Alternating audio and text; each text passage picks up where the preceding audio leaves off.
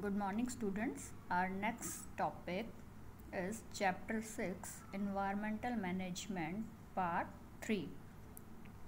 Environment Management का बच्चों हमने Part 1 कर लिया था. अब हम इसका Part 3 कर रहे हैं और जो Part 2 है वो हमारा कट हो चुका है सिलेबस से, तो आप ध्यान रखिएगा. ठीक है. तो सबसे पहले हम करेंगे इंट्रोडक्शन. इन्वायरमेंट मैनेजमेंट का मतलब बेटा आपको मैंने पहले ही समझाया था कि इन्वायरमेंट मैनेजमेंट का मतलब होता है इन्वायरमेंट की मैनेजमेंट करना. ठीक है. नेचुरल रिसोर्सेज को हम यूज़ कर रहे हैं, लेकिन उसको किस वे में यूज़ करना है, कितना रिसोर्सेज को हमने कंजर्व करना है और किस तरह हमने रिसोर्सेज को लिमिटेड वे में यूज़ करना है या उसकी किस तरह कंजर्वेशन करनी है, ये हम सारा स्टडी कर रहे हैं. अब इस चैप्टर में हम पढ़ेंगे कि किस तरह की टेक्निकल हेल्प कह लो या किस तरह की चीज़ें हैं जिसको हम फॉलो करके इन्वायरमेंट की मैनेजमेंट कर सकते हैं. तो इसमें हम इंट्रोडक्शन में सबसे पहले पढ़ेंगे कि इन्वायरमेंटल मैनेजमेंट की ज़रूरत हमें इसलिए पड़ी. क्योंकि बहुत ज़्यादा इन्वायरमेंटल प्रॉब्लम जो है वो अकर हो रही थी. ठीक है. बहुत ज़्यादा इन्वायरमेंटल प्रॉब्लम आ रही हैं जो कि हमारे इन्वायरमेंट को हार्म कर रही हैं और हमारी जो लिविंग ऑर्गेनिजम्स हैं उनको हार्म कर रही हैं. और उसके इम्पैक्ट की वजह से जो हम पर हार्मफुल इफ़ेक्ट पड़ रहा है, हमारे इन्वायरमेंट पर जो हार्मफुल इफ़ेक्ट पड़ रहा है, उसको हमें सही करना है. ठीक है. तो इन्वायरमेंट प्रॉब्लम होने की वजह से अब हमें इसको सही करना है, जिसके लिए हम इसमें कुछ पढ़ेंगे कि कौन से अप्रोचेस हैं जिनको हम फॉलो करके इन्वायरमेंट की मैनेजमेंट कर सकते हैं. और ये मैनेजमेंट इस तरह होनी चाहिए कि हम लोग रिसोर्सेज को यूज़ भी करें, रिसोर्सेज से हम लोगों को जो इकोनॉमिक फ़ायदा हो रहा है वो भी हम लें, और साथ ही साथ रिसोर्सेज को हम अपनी फ्यूचर जनरेशन के लिए भी बचा कर रखें. ये 3 पॉइंट्स हमने फॉलो करने ही करने हैं जब भी हम इन्वायरमेंट मैनेजमेंट पढ़ते हैं. तो ये पॉइंट आप हमेशा ध्यान रखेंगे कि रिसोर्सेज का कम से कम यूज़ करें, रिसोर्सेज को इस तरह यूज़ करें कि हम अपनी इकोनॉमिक ग्रोथ भी कर सकें, लेकिन साथ ही साथ रिसोर्सेज को फ्यूचर जनरेशन के लिए भी बचा कर रखना है. तो ये कुछ हमारे अप्रोचेस हैं. जैसे सबसे पहले इफ़ेक्टिव इकोनॉमिक पॉलिसी. हमारी जो इकोनॉमिक पॉलिसी है वो बहुत ज़्यादा इफ़ेक्टिव होनी चाहिए. इकोनॉमिक पॉलिसी ऐसी होए कि हम लोग इकोनॉमिकली स्ट्रॉन्ग बने, साथ ही साथ अपने रिसोर्सेज को कंजर्व भी करें जो हमें नेचर से मिल रही है, और इन्वायरमेंट की मैनेजमेंट भी करें. Next second point is monitoring environment through environmental indicators. मतलब कि इन्वायरमेंट की मॉनिटरिंग करना कि इन्वायरमेंट में कब, कैसे और कितना हार्म हो रहा है, कितने रिसोर्सेज ख़त्म हो गए या कितने रिसोर्सेज बचे हुए हैं, कितनी स्पीसीज़ है, वैराइटीज़ कितनी है, वो सारा हमने उसकी मॉनिटरिंग करनी है. किसके थ्रू? इन्वायरमेंटल इंडिकेटर्स के. नेक्स्ट है सेटिंग सम इन्वायरमेंटल स्टैंडर्ड्स. कुछ स्टैंडर्ड्स सेट किए जाए. जैसे आपने देखा होगा कि जो हमारी पॉल्यूशन कंट्रोल बोर्ड है, ठीक है, वो एयर क्वालिटी का कुछ स्टैंडर्ड सेटअप करता है कि अगर उस लेवल से ज़्यादा कोई एक लेवल सेट किया, अगर उस लेवल से ज़्यादा पॉल्यूशन हुआ तो हम कहते हैं ना कि एयर क्वालिटी पॉल्यूटेड है. तो एक लेवल देखा जाता है किसी भी हार्मफुल गैस का कि वो इन्वायरमेंट में कितना है. उस लेवल से ज़्यादा अगर हार्मफुल गैसेस अगर इन्वायरमेंट में आ जाए तो हम कहते हैं कि एयर क्वालिटी ख़राब है. सेम ऐसे ही वाटर का भी हम एक pH लेवल मेंटेन करके रखते हैं. जैसे हम देखते हैं ना कि एसिडिक, बेसिक और न्यूट्रल, तो जब 1 to 6 के बीच में होता है pH का स्केल तो हम कहते हैं ये एसिडिक है, एसिड प्रेजेंट है ना. फिर हम बेसिक कब कहते हैं? 7 से आगे तक का जो है वो बेसिक कहते हैं. तो इस तरह के कुछ स्टैंडर्ड सेटअप करना जिससे हमें पता चल सके कि कोई भी चीज़ जो है वो कितना हार्म है या उसकी क्वालिटी कैसी है. ठीक है. नेक्स्ट है information exchange and surveillance. Information exchange में हम बात कर सकते हैं कि इंफॉर्मेशंस के थ्रू सारा डाटा कलेक्ट करना कि किस तरह का इन्वायरमेंट रिसोर्सेज हैं, कितना है, कितनी क्वालिटी है और कितनी कैसी क्वांटिटी है. ठीक है. ये सारा. अब हमारा नेक्स्ट टॉपिक आता है. ये जस्ट बेटा आपको मैंने एक इंट्रोडक्शन समझाया है कि ये जो मैंने 4 पॉइंट्स बताए इसी के बेसिस पे हमारा पूरा का पूरा हम इन्वायरमेंट मैनेजमेंट पढ़ेंगे. अब हमारा मेन टॉपिक जो है ये इम्पॉर्टेंट है. यहाँ से क्वेश्चन भी आता है, approaches for environmental management. Question आपका बन के आ सकता है कि इन्वायरमेंटल मैनेजमेंट के अप्रोचेस बताइए, या what are the approaches for environmental management. तो सेम यही मैंने इसको 3 पार्ट्स में डिवाइड किया है. और आप इसको बुक की हेल्प से ज़रूर पढ़ेंगे, क्योंकि मैंने यहाँ फ्लो चार्ट में सारा एक्सप्लेन करके आपको बताना है। बुक में भी आप देखेंगे कि किस तरह इसको एक्सप्लेन किया गया है। अप्रोचेस को हमने 3 पार्ट्स में डिवाइड किया। First is economic policies, second is environmental indicators and third is setting of standards। सबसे पहले हम पढ़ेंगे इकोनॉमिक पॉलिसीज़। आपको पहले भी मैंने कितनी बार समझाया है कि जब भी इकोनॉमिक वर्ड का यूज़ होएगा तो किसकी बात हो रही है, मनी की बात हो रही है, पैसे से रिलेटेड, ठीक है। और साथ ही अगर इन्वायरमेंट वर्ड जुड़ा हुआ, इन्वायरमेंट मैनेजमेंट की बात कर रहे हैं तो रिसोर्सेज जो हमें मिल रहे हैं इन्वायरमेंट में, उससे हमारी इकोनॉमिक ग्रोथ की बात हो रही है, ठीक है। तो हम लोग टोटली रिसोर्सेज पर डिपेंड है इकोनॉमिकली ग्रो करने के लिए, वो आपको पता ही है। लेकिन अब हमें कुछ पॉलिसीज़ बनानी होंगी, ठीक है। पॉलिसीज़ के अंदर ये हमारे 5 पॉइंट है। इकोनॉमिक पॉलिसीज़ पे भी क्वेश्चन आ जाता है कि इकोनॉमिक पॉलिसीज़ बताओ इन्वायरमेंट अप्रोचेस के अंडर जो है, ठीक है। तो इकोनॉमिक पॉलिसी के अंडर पॉइंट बनता है पहला, tax based on pollution load. Second is reduce subsidies on fertilisers and pesticides. Third is appropriate pricing. Fourth, higher credit rating for green industries. Fifth is pollution control। यहाँ बात हो रही है कि कैसे कैसे हम पॉइंट्स को फॉलो करके इकोनॉमिक पॉलिसीज़ बना सकते हैं। First is tax based on pollution load. आपने देखा होगा कि टैक्स लिया जाता है। टैक्स किस तरह, जैसे आपने देखा होगा कि आप जब कभी किसी टूरिस्ट प्लेस में घूमने जाते हैं तो वहाँ पर टूरिस्ट प्लेस का एक अलग से टैक्स होता है, टूरिस्ट एरिया का। आपने देखा वो क्यों है? क्योंकि अगर वहाँ पर लोग घूमने फिरने आते हैं तो उनसे जो टैक्स लिया जाता है, बाद में उस एरिया के रिसोर्सेज को कंजर्व करने के लिए, उस एरिया की साफ़ सफाई के लिए या मैनेजमेंट के लिए उस टैक्स का यूज़ किया जाता है, मतलब उस मनी का यूज़ किया जाता है ना। तो इस तरह की कुछ टैक्स बेस्ड होनी चाहिए। दूसरा, आपने देखा होगा कि जब हम लोग किसी और दूसरी एरियाज़ में भी जाते हैं तो हर एरिया का अपना अपना टैक्स होता है। वो इसीलिए है, ज़्यादातर इन्वायरमेंट मैनेजमेंट के लिए होता है। टूरिस्ट एरिया में ये टैक्स ज़्यादा इसलिए होता है क्योंकि उस एरिया में मैनेजमेंट की जाती है रिसोर्सेज की। उसके बाद नेक्स्ट है reduce subsidies on fertiliser and pesticide. अब यहाँ पर क्या हुआ कि जब इन लोगों ने पेस्टिसाइड और फर्टिलाइज़र्स में सब्सिडीज़ जो है वो कम कर दी, मतलब कि इसको और सस्ते में देना शुरू कर दिया, तो इसने हमारे सॉइल की फर्टिलिटी को ख़राब करना शुरू कर दिया।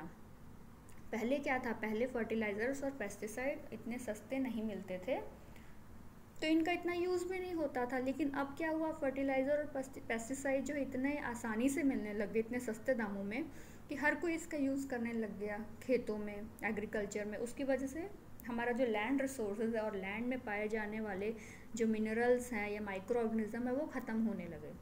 तो ये भी एक प्रॉब्लम है, ठीक है। तो इस पर भी हमारी एक अच्छी पॉलिसीज़ बननी चाहिए, ठीक है।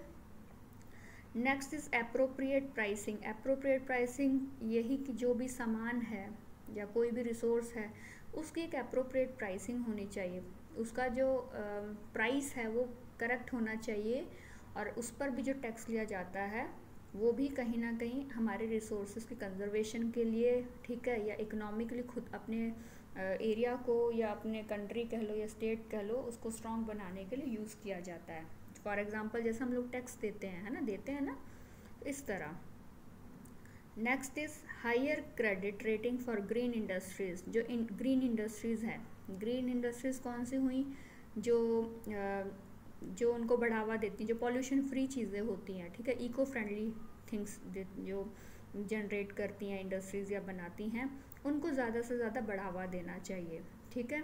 अगर इनको हम ज़्यादा से ज़्यादा बढ़ावा देंगे तो ऑटोमेटिकली जो है पॉल्यूशन कम से कम होएगा, प्लास्टिक वेस्ट कम से कम जनरेट होगा। तो इस तरह की इंडस्ट्रीज़ को ज़्यादा बढ़ावा दिया जाए। और next is pollution control. Pollution control बेटा एक बार बुक से भी ये पॉइंट आप देखिएगा, इसमें बुक में इसी के अंडर पॉल्यूशन कंट्रोल के अंडर 4-5 पॉइंट और दिए हुए हैं जिसमें आप बताएंगे कि एयर पॉल्यूशन को कंट्रोल करना है, वाटर पॉल्यूशन को कंट्रोल करना है, ठीक है, लैंड एंड सॉइल पॉल्यूशन को कंट्रोल करना है, नॉइस पॉल्यूशन को कंट्रोल करना है, ठीक है, सॉलिड वेस्ट मैनेजमेंट करनी है, प्लास्टिक वेस्ट को कंट्रोल करना है, ये सारा दिया होगा, ठीक है। तो ये सारी 5 पॉइंट्स जो हैं ये हमारी इकोनॉमिक पॉलिसीज़ के अंडर आएंगे कि हमारी पॉलिसीज़ जो हैं वो इस तरह होनी चाहिए कि हम लोग इकोनॉमिकली स्ट्रॉन्ग भी बने और साथ ही साथ इन्वायरमेंट की मैनेजमेंट भी कर सकें, इन्वायरमेंट को लॉस ना करें, इन्वायरमेंट को हार्म ना करें। उसके बाद आ जाता है हमारा नेक्स्ट इन्वायरमेंटल इंडिकेटर्स। ये भी इम्पॉर्टेंट क्वेश्चन है, यहाँ से भी आ जाता है कि इन्वायरमेंटल इंडिकेटर्स क्या होते हैं, एक्सप्लेन करो, या इन्वायरमेंटल इंडिकेटर्स क्या होते हैं और इसके यूजेस क्या हैं इंडिकेटर्स के, इस तरह क्वेश्चन आ जाता है। या क्वेश्चन आ जाएगा कि बायोलॉजिकल इंडिकेटर क्या होते हैं और इसके यूजेस क्या है ये बताइए। ठीक है, तो ये आप बुक की हेल्प से ज़रूर पढ़ेंगे, क्योंकि यहाँ पर मैंने सिर्फ पॉइंट्स लिखे हैं और एक्सप्लेन मैं आपको वर्बली कर रही हूँ। ठीक है, तो आप बुक की हेल्प से पॉइंट्स और अच्छे से कर सकते हैं अपने क्लियर। अब इन्वायरमेंटल इंडिकेटर जो हैं, ये हमने इसके 4 पॉइंट्स लिख लिए। ठीक है, इंडिकेटर का मतलब क्या होता है, कोई भी चीज़ को इंडिकेट करना। आपने देखा होगा कि आपकी गाड़ियों में इंडिकेटर, आपने सुना है ना, व्हीकल्स में इंडिकेटर वर्ड। जब आप टर्न लेते हैं तो आप अपना इंडिकेटर ऑन करते हैं कि पीछे वाले को पता चल जाए कि आप टर्न ले रहे हैं। मतलब कि एक दूसरे, जैसे ये व्हीकल का एग्जांपल दे रही हूँ कि इंडिकेटर वर्ड किस तरह यूज़ करते हैं। ठीक है, तो सेम ऐसे ही अगर हम इन्वायरमेंटल इंडिकेटर की बात करें कि वो चीज़ें जो हमें थोड़ा सा गाइड कर देती हैं और समझा देती हैं कि ये चीज़ होने वाला है, तो इन्वायरमेंटल इंडिकेटर में भी सेम यही चीज़ है। इसमें हमारे जो इंडिकेटर हैं वो है biological indicator, plant indicator, animal indicator and microbial indicator. बहुत ही सिंपल लैंग्वेज में और समझाती हूँ आपको। जैसे बायोलॉजिकल इंडिकेटर, बायो वर्ड लग गया, लिविंग ऑर्गेनिज्म की बात हो रही है, उसी के अंडर ये 3 है, प्लांट, एनिमल एंड माइक्रोबियल। जैसे अगर हम बात करें, हम कहते हैं कि ये जो वाटर है, ठीक है, उसमें अगर कुछ केमिकल मिक्स है तो आपको कैसे पता चलेगा, उसमें कुछ केमिकल प्रेजेंट है तो वो एक इंडिकेट करती है ना कि उसमें केमिकल प्रेजेंट है, जिस वजह से हम उस वाटर को पॉल्यूटेड कह रहे हैं। या हार्मफुल माइक्रो ऑर्गेनिजम्स प्रेजेंट है जिस वजह से हम उस वाटर को पॉल्यूटेड कह रहे हैं। तो वाटर क्या हुआ, हमारा सब्सटेंस हुआ, और उसमें जो हार्मफुल केमिकल या माइक्रो ऑर्गेनिज्म प्रेजेंट है उसने इंडिकेट किया हमें एज अ इंडिकेटर का रोल फॉलो करके।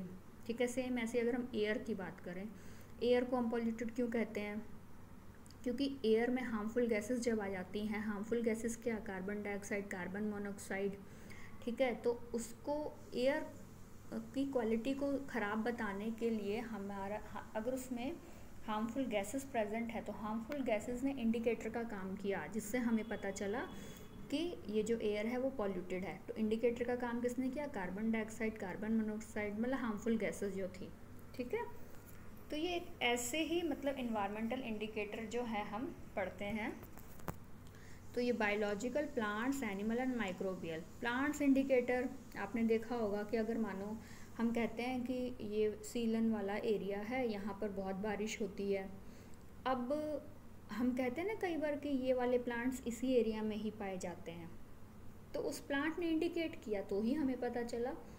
जैसे कैक्टस है, आप कैक्टस प्लांट को कहीं देखोगे, कहीं पर भी लगा हुआ देखोगे तो आप क्या कहेंगे कि कैक्टस कहाँ ग्रो करता है, हॉट क्लाइमेट वाले एरिया में। तो उसने इंडिकेट किया ना कि उसको यहाँ हॉटनेस मिली है और हॉट क्लाइमेट मिला, इस वजह से वो यहाँ ग्रो कर रहा है।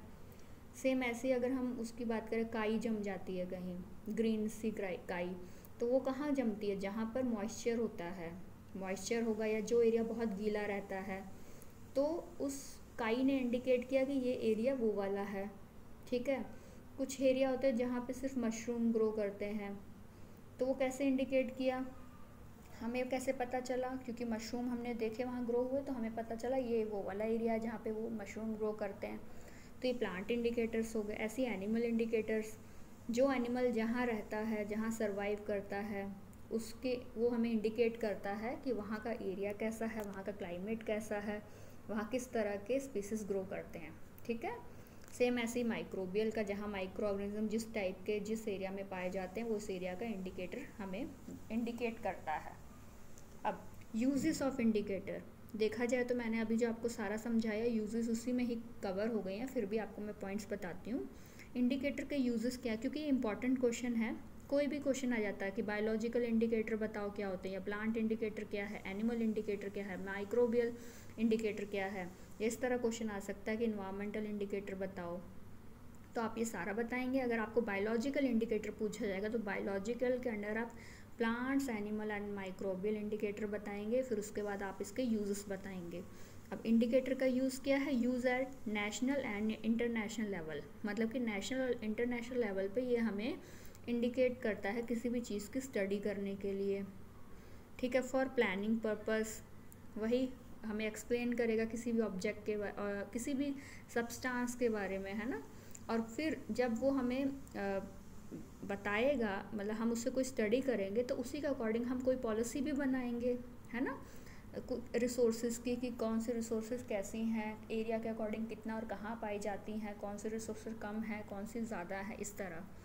उसके बाद use to see if environmental objects are being met, मतलब कि यहाँ जो बात हो रही है कि जो हमारे इन्वायरमेंटल ऑब्जेक्टिव्स हैं, जैसे कोई भी रिसोर्सेज कहाँ पाया जा रहा है, किस एरिया में पाया जा रहा है, कितनी क्वांटिटी में पाया जा रहा है, इस तरह की स्टडी में भी हेल्प करता है, ठीक है। उसके बाद नेक्स्ट आता है use to make general public and decision making, मतलब कि लोगों को अवेयर भी करता है और साथ में हम फिर अवेयर भी होते हैं इन चीज़ों को लेके, ठीक है। और हम एक डिसीज़न लेते हैं कि हमने कौन से रिसोर्सेज को कितना कंजर्व करना है। जैसे अगर हम बात करें वाटर की, हम कह रहे हैं कि पानी आने वाले समय में ख़त्म हो जाएगा, हमें कैसे इंडिकेट हुआ? जब सूखा पड़ने लग गया, ठीक है। दूसरा, पॉल्यूशन होने लग गया, वाटर पॉल्यूटेड होने लग गया, है ना। जब हम कहते हैं कि पीने लायक हमारे पास पानी सिर्फ इतना ही है, इतना % जो पानी है वो पॉल्यूटेड है, इतना जो है वो अंडरग्राउंड है, इतना जो है सरफेस वाटर है, वो कैसे पता चला? ये सब हमें इंडिकेशन जो हम कहते हैं कि इंडिकेटर की हेल्प से ही है, ठीक है। उसके बाद use as diagnostic tool and see environmental issue, वही हम एक तरीके से डायग्नोस्टिक टूल की तरह ही तो यूज़ कर रहे हैं इंडिकेटर को, और उसके बाद हम देखते हैं कि किस तरह के इन्वायरमेंटल इश्यूज आ रहे हैं और किस तरह हमने इसको ठीक करना है। उसके बाद नेक्स्ट है हमारा third, setting of standards. Standards का सेटअप करना, air quality standard, water and noise control, ये 3 है। इन तीनों के फ्लो चार्ट आपके बुक में बने होंगे, टेबल्स बने होंगे, आप उसको ज़रूर देखिएगा। उसमें सारा दिया होगा कि कौन सा, जैसे एयर क्वालिटी स्टैंडर्ड है तो कौन सी गैस है, ठीक है, उसका क्या स्टैंडर्ड होना चाहिए, कितना होना चाहिए किसी भी एरिया के अकॉर्डिंग। तो हमने एक स्टैंडर्ड सेटअप किया है। जैसे हम एयर की क्वालिटी जिसमें हम बताते हैं कि अच्छी है या बुरी है, उसका एक स्टैंडर्ड है कि इस पॉइंट से ज़्यादा इधर को है तो क्या स्टैंडर्ड है, इधर को इंक्रीज़ है तो कितना है, डिक्रीज़ है तो कितना, एक स्टैंडर्ड सेटअप किया है। जैसे एयर पॉल्यूशन हो रहा है तो हमें कैसे पता चला एयर पॉल्यूशन हो रहा है? हमने एक स्टैंडर्ड सेटअप किया है कि किसी भी अमाउंट से ज़्यादा कोई भी गैस अगर ज़्यादा रिलीज़ होती है एनवायरनमेंट में तो हमारी एयर पॉल्यूटेड कहलाएगी।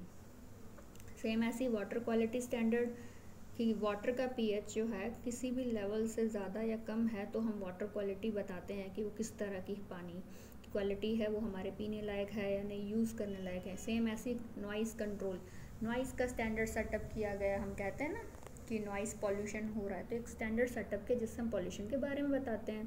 तो इस तरह के स्टैंडर्ड सेटअप किए जाए, जिससे किए हुए भी हैं, ऐसा नहीं कि, लेकिन आगे इसको हमने और फॉलो करना है, ठीक है। तो ये बेटा हमने सारा अभी हमने जो कवर किया ये हमने किया। सबसे पहले हमने इंट्रोडक्शन पढ़ा जिसमें हमने अप्रोचेस कौन कौन से पॉइंट्स जो थे करने हैं, मतलब किसको हम फॉलो करके ओवरऑल एनवायरनमेंट मैनेजमेंट कर सकते हैं। उसके बाद हमने अप्रोचेस पढ़े। अप्रोचेस को आपने 3 पार्ट्स में डिवाइड किया, economic policy, environmental indicators and setting of standards.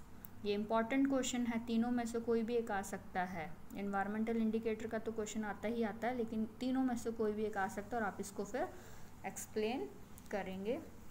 आगे मैंने एनवायरमेंटल इंडिकेटर को और इजी समझाने के लिए थोड़ा सा बताया है आपको कि कैसे। देखो, अब एनवायरमेंटल इंडिकेटर मैं इसलिए ज़्यादा एक्सप्लेन कर रही हूँ क्योंकि इम्पॉर्टेंट क्वेश्चन है इस चैप्टर से। अब देखो, मैंने आपको पहले भी समझाया कि इन्वायरमेंटल इंडिकेटर हम कैसे स्टडी कर सकते हैं, कैसे समझ सकते हैं। फिर से यहाँ एक टेबल बनाया है, बुक में भी है ये टेबल। सबसे इजी मैं आपको बताती हूँ क्लाइमेट चेंज वाला, बाकी भी एक्सप्लेन करूँगी बट यहाँ से इसलिए शुरू करूँ, ये सबसे इजी जो आपको और आसानी से समझ आएगा। इन्वायरमेंटल इशू, जैसे मान लो क्लाइमेट चेंज है। हमने क्लाइमेट चेंज कब कहा? जब क्लाइमेट में कार्बन डाइऑक्साइड की मात्रा बढ़ गई। तो क्लाइमेट चेंज कैसे हुआ? जब कार्बन डाइऑक्साइड जो है हमारे इन्वायरमेंट में आया तो हमने क्या कहा कि क्लाइमेट चेंज होना शुरू हो गया। क्यों? कार्बन डाइऑक्साइड की मात्रा बढ़ गई और गर्मी टेम्परेचर इंक्रीज़ होना शुरू हुआ और क्लाइमेट चेंज होना शुरू हो गया। तो CO2 ने किसका काम किया? इंडिकेटर का। देखो यहाँ लिखा ना अवेलेबल इंडिकेटर, तो CO2 ने इंडिकेटर का काम किया जिससे हमें पता चला कि क्लाइमेट चेंज हो गया है, टेम्परेचर इंक्रीज़ हो गया है, तो क्लाइमेट चेंज हुआ। अब बाकी भी देखते हैं। Water pollution. वाटर पॉल्यूशन कब हुआ? जब वाटर में टॉक्सिक सब्सटेंस प्रेजेंट हुए, टॉक्सिक डिस्चार्ज हम होना शुरू हो गया। ठीक है, हार्मफुल केमिकल या हार्मफुल बॉडीज़ पानी में पाए जाने लगे तो वाटर पॉल्यूशन हुआ। तो इंडिकेटर क्या हुए? Toxic substance. Air quality. Air quality का इंडिकेटर क्या हुआ? जब एयर में हार्मफुल गैसेस आनी शुरू हुई, जैसे सल्फ़र ऑक्साइड, नाइट्रोजन ऑक्साइड, इस तरह की इमिशन आने लगे। तो ये इंडिकेटर्स है। तो ये वाले पार्ट्स जो है ये सारे इंडिकेटर्स हैं और ये हमारे इन्वायरमेंटल इश्यूज़ हैं। सेम ऐसी वेस्ट जनरेशन, वेस्ट आया कहाँ से आया? म्युनिसिपल वेस्ट जितना भी है। ठीक है, डिप्लीशन ऑफ ओजोन लेयर कहाँ से आया? और जो हमारा क्या बोलते हैं उसको, ओजोन जो है उसका ओजोन ज़्यादा से ज़्यादा ओजोन जो है आपने देखा क्लोरोफ्लोरोकार्बन जो है रेफ्रिजरेटर से रिलीज़ हुआ। ठीक है, हमारे AC से रिलीज़ हुआ, एयर कंडीशनर से। तो ये सारे जो हैं इसकी वजह से ओजोन लेयर डिप्लीशन हुआ। फ्रेश वाटर क्वालिटी सेम वही, जो वेस्ट वाटर ट्रीटमेंट कनेक्शन जो रेट्स है उसके वजह से। ठीक है, तो ये सारा हमने इन्वायरमेंटल इश्यूज़ पढ़े और इन सब ने एज अ इंडिकेटर यहाँ काम किया, जिसकी वजह से हमें पता चला कि ये सारी प्रॉब्लम्स आई। इंडिकेटर्स ये हैं। उसके बाद आता है हमारा next, few other indicator can be. कुछ और इंडिकेटर्स भी है जिसको हम जस्ट वन पॉइंट में थोड़ा थोड़ा पढ़ेंगे। सॉइल अर्थ पॉल्यूशन है ना, तो लैंड में जब पॉल्यूशन हो रहा है तो लैंड में माइक्रो ऑर्गेनिज्म प्रेजेंट है ना, वो लैंड को अच्छा बनाती हैं। ठीक है, रिच बनाती हैं, न्यूट्रिशंस देती हैं। लेकिन जब हमने फर्टिलाइज़र पेस्टिसाइड का यूज़ किया तो उसने लैंड को ख़राब करना शुरू कर दिया। ठीक है, फर्टिलिटी उसकी ख़त्म होने लगी तो उसने एज अ इंडिकेटर काम किया और हमें पता चला कि लैंड पॉल्यूशन हो रहा है, अर्थ पॉल्यूशन हो रहा है ना। उसके बाद increase in the local and overall earth temperature, ये भी इंडिकेटर का काम किया। Emission of fatal by products, ये भी इंडिकेटर का काम किया। एक्सटिंक्ट स्पीसीज़ का ख़त्म होना, स्पीसीज़ ख़त्म हो रही हैं। अब हम लोग जब पढ़ते हैं हम कहते हैं इन्वायरमेंटल पॉल्यूशन हो रहा है, हमारी बायोडाइवर्सिटी ख़त्म हो रही है, हमारी स्पीसीज़ ख़त्म हो रही है, तो हम क्या रीज़न देते हैं? हमें कैसे पता चलता है? हम किसी स्पीसीज़ पे अगर स्टडी करें, हम कहेंगे ये वाली स्पीसीज़ ख़त्म हो गई हैं, तो हम कहते हैं ना मे बी टेम्परेचर इंक्रीज़ होने की वजह से हुआ है या पॉल्यूशन की वजह से हुआ है। जैसे मानो कोई बर्ड है, उसको कोल्ड टेम्परेचर ही पसंद है, तो वो ठंडे इलाके में रहती है। ठीक है, लेकिन धीरे धीरे क्या हुआ, वो इलाका गर्म होने लग गया। गर्म होने का reason global warming, green house gases जो भी है, तो वो जो स्पीसीज़ है धीरे धीरे मरने लग गई क्योंकि उन्हें गर्मी सहन नहीं कर सकी वो लोग। तो क्या हुआ, स्पीसीज़ का एक्सटिंक्शन हुआ, स्पीसीज़ ख़त्म हुई। तो इंडिकेटर क्या हुआ, स्पीसीज़ का ख़त्म होना हमें इंडिकेट किया कि उस एरिया में टेम्परेचर इंक्रीज़ हो गया, यहाँ पर ये प्रॉब्लम्स आने लगी जिस वजह से ये स्पीसीज़ विलुप्त हो गई, ख़त्म हो गई। ठीक है, इलीगल डेवलपमेंट ऑफ वेजिटेशन, ये भी एक प्रॉब्लम है। ठीक है, difficulty in obtaining drinking water, ये भी एक प्रॉब्लम है, पीने लायक पानी नहीं मिल रहा है। तो ये कुछ इन्होंने और इंडिकेटर्स बताए इनके अलावा जो हमने ऊपर पढ़े थे। ये वाला जो लास्ट पॉइंट है बेटा, ये मैंने आपको पहले भी समझा दिया, एक बार फिर से बता देती हूँ। यहाँ से क्वेश्चन आया था कि बायोलॉजिकल इंडिकेटर्स क्या हैं। तो biological indicator, bio word living है ना, मैंने हर बार आपको बताया लिविंग है। तो ये 3 पार्ट्स में आप डिवाइड करोगे, plant indicator, animal indicator and microbial. वो मैंने आपको पीछे सारा समझा दिया था, फिर भी आप बुक की हेल्प से एक बार इसको समझेंगे। और use of biological indicator, uses क्या है? यूजेस ये है कि हमें किसी भी एरिया के कंटेमिनेशन के बारे में पता लग जाता है, ठीक है, टॉक्सिसिटी के बारे में पता लग जाता है, ठीक है। इंडिकेटर हमें वार्निंग दे देता है कि इन्वायरमेंट में प्रॉब्लम आ गई है या डैमेज हो रहा है इन्वायरमेंट, इस तरह का, ठीक है। इंडिकेटर की हेल्प से हम लोग जल्दी से जल्दी रिकवरी भी करना शुरू कर देते हैं, क्योंकि हमें पता चलने लग जाता है कि ये प्रॉब्लम आ रही है। बहुत सिंपल एग्जांपल आपको मैंने हर बार इन्वायरमेंट का ही दिया है कि अगर क्लाइमेट चेंज हो रहा है तो हमें एक तरीके से वार्निंग मिली है ना, अभी धीरे धीरे हो रहा है, हमें पता चल रहा है, रीजंस हमें सारे पता चल गए हैं, सारे इंडिकेटर्स की हेल्प से हमें रीज़न पता चला है, तो हम वो चीज़ें फॉलो कर रहे हैं, पॉल्यूशन को रोकने की कोशिश कर रहे हैं, रिसोर्सेज को बचाने की कोशिश कर रहे हैं, टेम्परेचर को कम करने की कोशिश कर रहे हैं, सॉलिड वेस्ट को कम जनरेट कर रहे हैं, प्लास्टिक को ख़त्म कर रहे हैं, बैन कर रहे हैं। ये सारा इंडिकेटर की हेल्प से हमें पता चला है, ठीक है। तो ये टॉपिक आपका यहीं ख़त्म होता है। थैंक यू बेटा।